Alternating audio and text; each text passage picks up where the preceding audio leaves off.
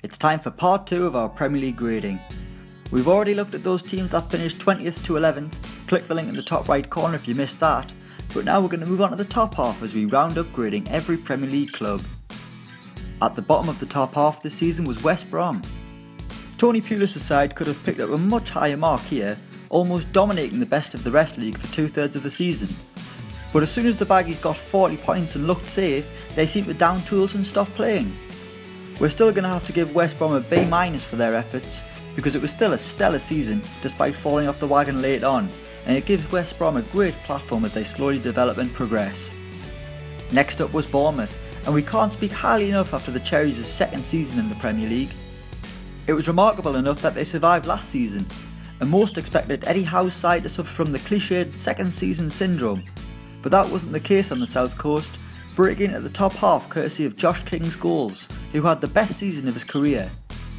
They even managed to bring Jack Wilshere to Dean Court for the season, and that shows just how highly Eddie Howe's team is thought of. It's an A- for Bournemouth, whose amazing journey from the doldrums continues. In 8th place was another South Coast side, Southampton, who probably fell below par under Claude Puel after fantastic seasons under both Mauricio Pochettino and Ronald Koeman. Things seem to feel fairly flat at St Mary's, but they still achieved their 4th consecutive top half finish and reached the League Cup final. While finishing 8th is still impressive considering the Saints were in League 1 not long ago, but there were only 6 points between 8th and 17th place.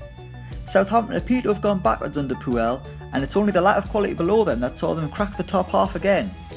It's a tentative C for Southampton, but the pressure is on for Claude Puel. Now we get on to the big boys in the top 7, kicking off with Everton. Ronald Koeman's first season at Goodison Park has to go down as a huge success as they look to continue closing the gap between themselves and the Premier League's elite. The futures of Romelu Lukaku and Ross Barkley need to be sorted sooner rather than later, because a player like Lukaku needs to be playing in the Champions League, and Everton can't risk losing a player of Barkley's potential on a free next summer. We're going to give Everton a B for their season, but they will need to put their newfound wealth to good use this summer if they are continuing to bridge the gap between themselves and the top 6. Speaking of the top 6, it kicks off with Manchester United. Many thought the Red Devils had a big season ahead of them, with the arrivals of new boss Jose Mourinho and the signings of Zlatan Ibrahimovic and Paul Pogba. However, it's got to go down as a disappointing Premier League campaign for Man U.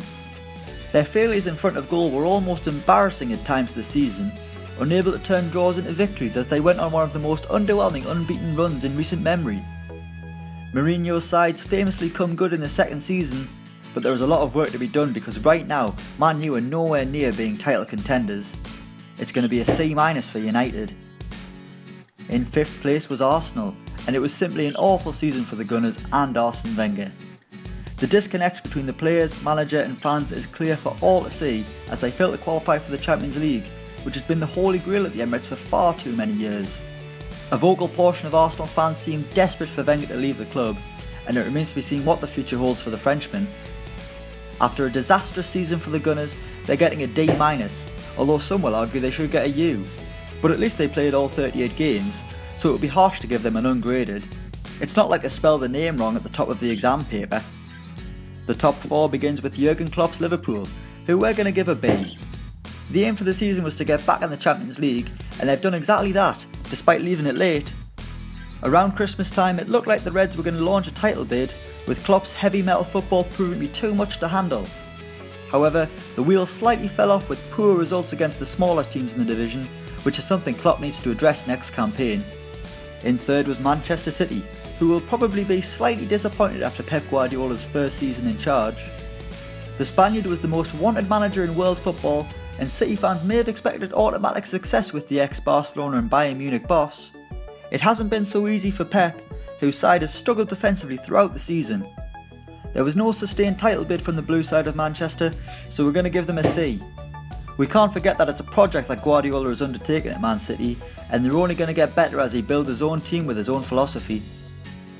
Runners up were Tottenham Hotspur, who surpassed expectations yet again. Last year they ran Leicester closest until a final day collapse, and they went one better this year by finishing 2nd place to Chelsea. The phrase "bottled it" has been thrown around a lot about Spurs lately, and it couldn't be any further from the truth. Pochettino is building a young and exciting side who continue to get better every season.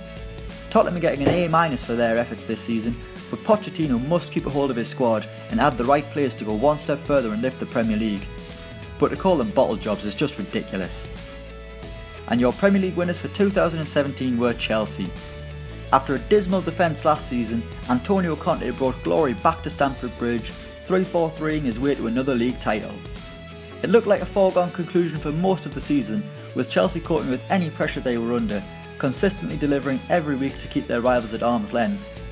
Next season they'll have the challenge of balancing Champions League football, which they didn't have this time out, but the job Conte has done can't be ignored. His players bought into a totally new style and way of playing, and he got the best out of players who have previously disappointed in blue. The champions were in a class of their own this season, and we can't give them anything other than full marks. It's an A+ for the champions. So that's part 2 of our Premier League grades. Let us know yours in the comments below, and don't forget to like, share and subscribe.